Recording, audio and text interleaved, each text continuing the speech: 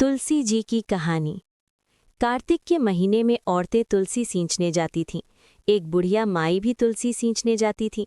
और सब औरतें तो तुलसी सींच जाती थीं, किंतु वह बुढ़िया माई तुलसी सींचने के बाद कहती, तुलसा माता सत की दाता, मैं बिड़ला सींचू तेरा, तू कर निस्तारा मेरा।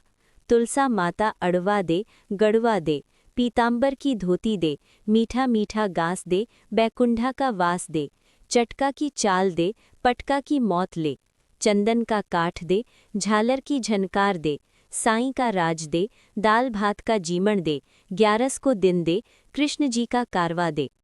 उसकी बात सुनकर तुलसी माता चिंता के कारण सूखने लगी।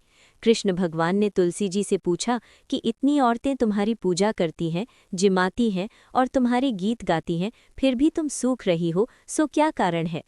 तुलसी माता ने कहा, भगवान, आजकल एक बुढ़िया आती है, सो रोज पूजा के बाद इस प्रकार कहती है। भगवान को सारी बात कहकर तुलसी माता ने कहा, और सब कुछ तो मैं उसे दे दूंगी, किंतु कृष्ण का कांधा कहाँ से दूंगी? कृष्ण भगवान ने कहा, जब वो मरेगी तब उसे कृष्ण की कांधा भी मिल जावेगी, तुम चिंता मत करो।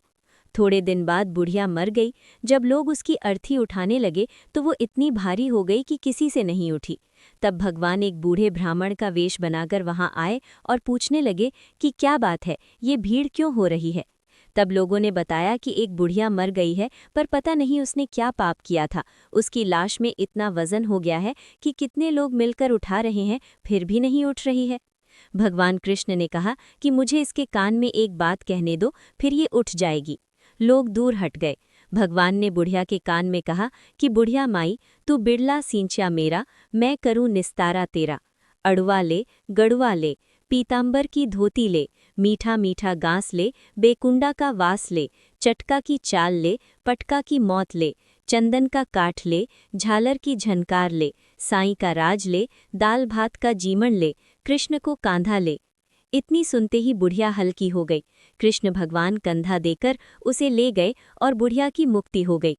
हे तुलसा माता, जैसे उसकी मुक्ति करी वैसी सबकी करना।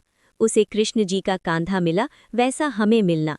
कहता ने, सुनता ने, होकारा देता ने सबकी इच्छा पूरी करना।